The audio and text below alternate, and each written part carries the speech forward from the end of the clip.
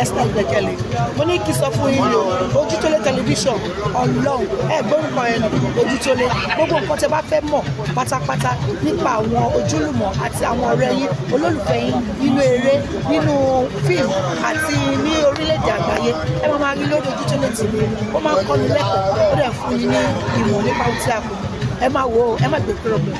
pátápátá parí ọlá gbòǹgbò ìdílé jésì àgbẹ̀yìnga torí pé yìí ni Ọlọ́run gba ọpẹ́ wa ìjìnlẹ̀ ìfẹ́ atófara ti bí òkè Olúwa gba yẹn wa àdúpẹ́ ibi tí a ti máa bá àdúpẹ́ ibi tí ẹ mú wa dé fún àánú àtòrí ọ̀fẹ́ má jẹ̀mú láéláé níbi tí ẹ mú wa lọ Jehovah gba ọpẹ́ wa wà pàbí tí ẹ lábẹ́ àpótí ti sẹ́yìn Olúwa fàánú dáríjì Ọlọ́run kó yà wá sí mímọ́ Olúwa gbẹnu wa sọ̀rọ̀ nítorí pé ìwọ làwa fẹ́ rí ara ò lè ṣe ohunkóhun bí kò ṣe ẹ̀mí mímọ́ sọ̀kalẹ̀ sáàrin wa àdúpẹ́ torí pé ẹ ti gbọ́ ògo ní forúkọ yín Jésù Olúwa wa àmín àmín lórúkọ Jésù. Orúkọ mi ni Senior Prophetess Deborah Olaniyan láti ìlú Ìkòròdú. Ẹ ṣe ìyá wa ní fọ́nrán tí ẹ ṣe kọjá ẹ̀sán àwọn ìròyìn mẹ́sàgì kan jáde ẹni pé àwọn òfin kan máa jáde ní òkè òkun wọ́n ti jáde o ní bí ọjọ́ mélòó kan sẹ́yìn náà ni president ọ̀yẹ́sẹ̀ yàn ní òkè òkun ó gbé àwọn òfin ńlá kan jáde báyìí ẹ ti sọ nínú fọ́nrán yẹn pé kí àwọn ènìyàn má bẹ̀rù torí pé Ọlọ́run máa ṣẹ́gun yẹn ṣé bẹ́ẹ̀ náà ló sì rí nítorí pé àwọn òfin tó gbé jáde ó jẹ́ òfin kan tó yẹ pé kò bérédé rárá. lórúkọ Jésù àdúrà wa máa gbà ohun kan tí mo kàn mọ̀ tó dá mi lójú ni pé Ọlọ́run kì í sọ̀rọ̀ kó tún lóhùn sọmọ ìkejì ń bẹ ní pé lórúkọ Jésù àdúrà wa máa gbà orí ò ní takò wá ìṣẹ̀dá ò ní takò wá ní gbogbo bíkíbi tó yẹ ká ti rí àánú gbà ilẹ̀kùn àánú ò ní tì mọ́ wa mo sọ nínú afárá tá a ṣe lọ láti yẹn mo ní òfin máa dé ntọ́lọ́hún sọ fún mi ní o ìgbénifẹ́ tó nígbà tí adẹ́dá ṣẹ̀dá ò sọ o Olúwa ní òfin máa dé kódà ó máa bá ilẹ̀ yìí gan. Tẹ́ bá wo the last kíní tá a ṣe gbẹ̀yìn ṣùgbọ́n mo gbàgbọ́ pé kò sí tó wà láyé gẹ́gẹ́ bí ogun tí ò ní solution. Dádì láìsí ogun kò sí solution. Láìsí solution ogun ò lè ṣẹ. Lórúkọ Jésù àdúrà wa máa gbà. Fún díẹ̀ yìí a máa sáré lọ sínú ìrìn àjò ọjọ́ 7. Ọlọ́run á fún wa ṣe. Bíbélì wípé béèrè èmi yóò sì fi fún ọ ó ní kànkùn ó ní èmi yóò ṣí ó ní wá kiri ó ní ẹ̀yin yóò rí so níwọ̀n ìgbà tí àkọsílẹ̀ yẹn bá ti wà kí ló dé tá ò ṣe ní wá kiri ṣùgbọ́n a máa wá síwájú Ọlọ́run mo dẹ̀ mọ̀ pé mo gbàgbọ́ nínú Ọlọ́run tó pè mí tó dá gbogbo ẹ̀mí ènìyàn pátá ẹni tí ń jẹ́ àṣeṣe arúgbó ọjọ́ gbòǹgbòdílé jẹ́lìsì ó máa gbàdúrà èmi àti ẹ̀yin a ò ní ṣàṣetì a máa wọlé ìrìn àjò wa láti ọjọ́ Saturday a máa jáde pẹ̀lú orí ọ̀fẹ́ Saturday tó ń bọ̀ a máa bẹ̀rẹ̀ ní Saturday ilé which means on the 25 a máa bẹ̀rẹ̀ pẹ̀lú àwẹ̀ àti àdúrà àwẹ̀ àti àdúrà nìkan kọ́ o a máa gbé ìgbésẹ̀ bí àwọn bàbá wa ti ń gbé ìgbésẹ̀ nígbà nì tí Sákérù ò bá gbé ìgbésẹ̀ gorí igi ní ó ṣeéṣe kó má ra àánú gbà tí afọ́jú ò bá gbé ìgbésẹ̀ láti pe Jésù ọmọ Dáfídì ṣàánú fún mi ó ṣeéṣe kí ọ̀pọ̀lọpọ̀ èrò kí wọ́n bo Jésù lójú kó má rí afọ́jú ni so màmá dáàdì mọ́mì àǹtí mi a máa rí àánú gbà kíní kankan mọ̀ tó dá mi lójú nítorí pé ẹni tó mọ̀ wá ti mọ bí tá a máa dé ẹni tó dẹ̀ mọ̀ wá ti ṣetán láti gbọ́ títí wa fún di èyí a máa wọnú àwẹ̀ àti àdúrà ọlọ́jọ́ 7 ṣe wá rí ọjọ́ 7 yẹn èmi bí ènìyàn kan omi àníwẹ̀ àní jẹun ẹni pé kò yẹ kí n ṣe ìrìn àjò yìí torí pé covenant mi ti bọ́ sí tòsí mo máa wọlé ìrìn àjò orí òkè yìí 1st of March títí di 22 of March covenant mi ni ẹ má jẹ̀mú ọdọọdún pẹ̀lú Ọlọ́run ni àwọn kan tó bá wá lọ ní ọdún tó kọjá wọ́n máa rí mi báyìí ní ìsìn so 1st of March mo ti palẹ̀ mọ́ ẹrù mi sílẹ̀ èmi ń lọ sin Ọlọ́run tó pè mí tó dá mi tó rán mi níṣẹ́ ó dẹ̀ sọ fún mi ó lóun rán mi láti lọ tó àwọn èmi ò mọ̀ tẹ́lòmí ìgbà èmi mọ̀ tẹ́mi gbà ń tèmi mo dẹ̀ mọ̀dí tó fi pè mí fún díẹ̀ yìí mo lè má ronú àwẹ̀ tẹ́lẹ̀ àwẹ̀ kọ́ lè yọ jáde mo lè má ronú ìgbélé lè yọ jáde nítorí pé iṣẹ́ tá a fi rán mi ni ẹ jọ̀ọ́ gbogbo orí èèyàn kankan tó bá ti pe nọ́mbà mi, I know my God will do the solution. Flag àwọn ìlú yẹn rèé, a ní àwọn flag wà níbí báyìí, òun la máa fi ṣiṣẹ́ ẹ̀bẹ̀ yẹn, orí kan fẹ́yàn kan. A máa wá gbàdúrà, màmá kò dá kéèyàn ti wà lókè kó jábọ́, kò dá kéèyàn ti dé ìpele kan kó padà sẹ́yìn, ogun ni o. Mommy, daddy, ogun ni. So I know the feelings. Momo, that's why ló jẹ́ pé àwọn èèyàn kan máa ń pè pé mommy, àwẹ̀ yìí, ẹ máa try, mi ti try, torí tá gbélé mi lọ́wọ́ ni. Compulsory dẹ̀ ni fún mi láti ṣe. Nítorí pé ẹni tó pè mí máa béèrè lọ́wọ́ mi. Ohun tí mo bá fi ìpè mi ṣe. Mommy, daddy, a máa ṣiṣẹ́ ìrìn àjò owó ìgbénu. Bíbélì ní tó bá kọ́gbọ́n fún ènìyàn kan, ó ní àtọ̀ Ọlọ́run lọ.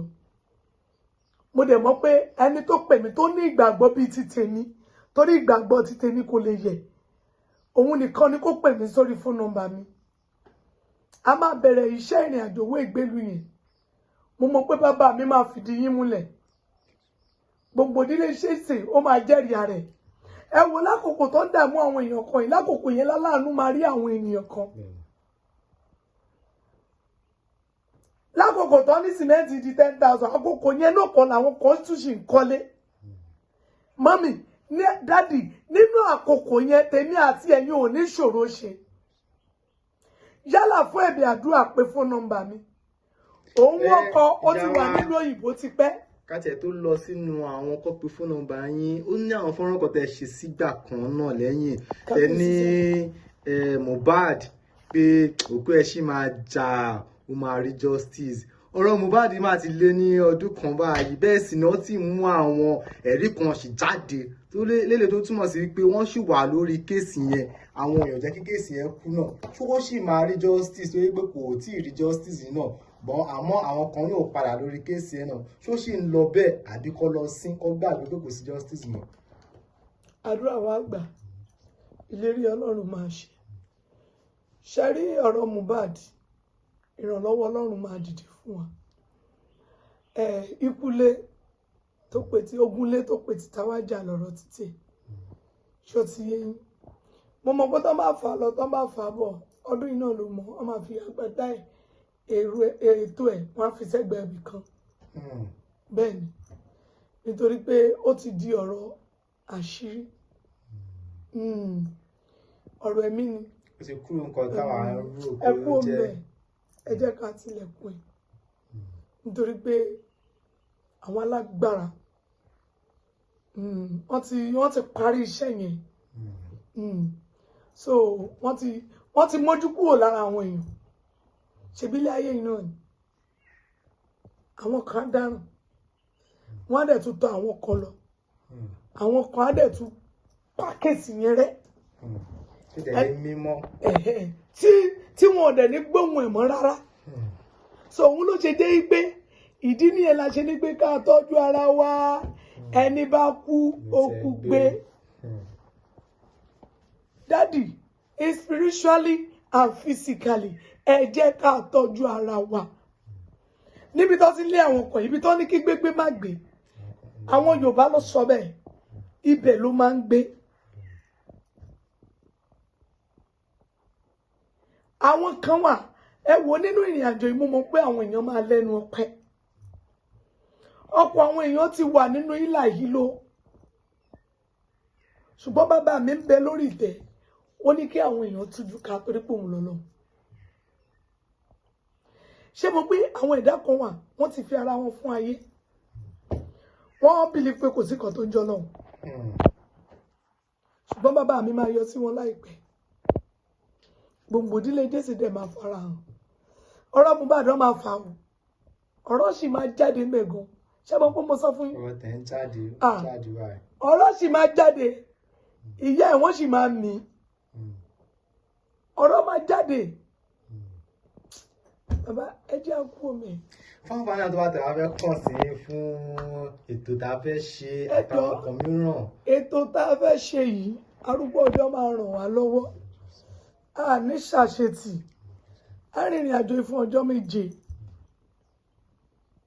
mo dẹ̀ mọ̀ pé àwọn èèyàn máa lẹ́nu ọpẹ́ ẹni tó bá fẹ́ kàn sí mi olórí ọ̀fẹ́ láti pe fún nọ́mbà mi a fẹ́ gbégbèsè ni o a fẹ́ ṣiṣẹ́ iṣẹ́ táwọn bàbá wa ìgbà ní ṣe nínú wòlíì a fẹ́ ṣiṣẹ́ Ọlọ́run máa ra ibùjókòó fún yín nílùú ọba yìí ohun tí kò ṣòro ṣe fún ni ó ní ké rárá má ṣe dá sí má pa ẹnu rẹ mọ́ ó ní fa ọkàn rẹ ya kì í ṣe aṣọ rẹ so ẹjọ ẹni tó bá máa pè mí jẹ́ onígbàgbọ́ ó dẹ̀ jẹ́ ẹni tó lè fi ọkàn jì fún Ọlọ́run èmi kọ́ ni mo níṣẹ́ o I always tell people ẹni tó níṣẹ́ lẹni tó pè mí òun ló dá èmi láwòrán ara ẹ̀ ó dẹ̀ máa gba iṣẹ́ yẹn ṣe so a fẹ́ ṣiṣẹ́ ìwé ìgbèlú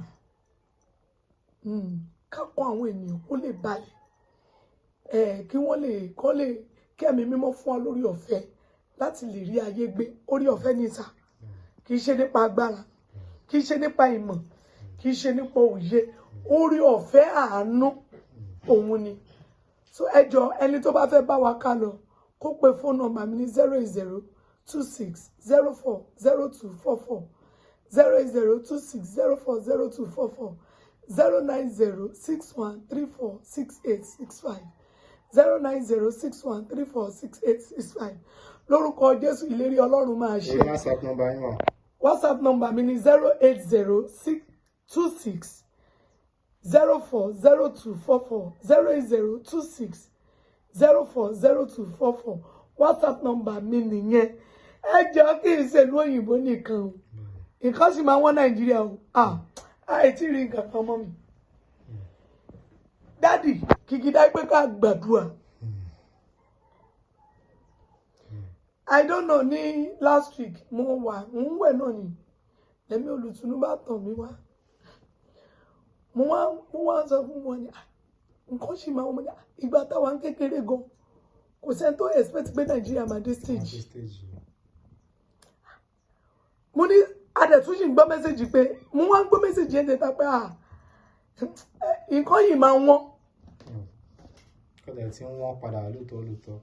lórúkọ Jésù n tó kù ní pé the solution is that Ọlọ́run jẹ́ kémi ní òrọ̀ wọn mú ẹ má jẹ́ ntọ́ yín mọ́ mi dádì ẹ má jẹ́ àtọ́ra wa sá Olúwa jẹ́ kémi ní òrọ̀ wọn mú jẹ́ káàánú fọhùn fún díẹ̀ yìí iṣẹ́ ìwé ìgbélu yẹn ó ń lọ a máa ṣe a fẹ́ wọnú àdúrà àti àwẹ̀ ọjọ́ méje ìlérí Ọlọ́run máa ṣe ojú òde ní tiwa ìṣàbíwẹ́ wìtọ́ ẹjọ́ fún ìrànlọ́wọ́ fún Orísun tí à ń ṣe ìjọ Síónì ẹ bá wo péjì mi ẹ bá wo program tí mò ń ṣe bọ̀ ẹ máa rí ibi tí ìjọ yẹn dé afúrúgbẹ́jọ ẹ ràn wá lọ́wọ́ so tó bá yẹ pé iṣẹ́ kan ni mò ń gbowó kan lọ́wọ́ àwọn èèyàn ṣe mọ̀ pé màá ti pa ẹ ràn wá lọ́wọ́ ìrànlọ́wọ́ Ọlọ́run máa dìde fún yín bí a bá kọ́lé fún Ọlọ́run láyé a ò rí lédè sí ní ọ̀run ìlérí Ọlọ́run máa ṣe. It shall be well with you. Hey, thanks for watching this video. Subscribe on our YouTube channel. Subscription is free. You can call us on 0080597807 for your event coverage. Thanks.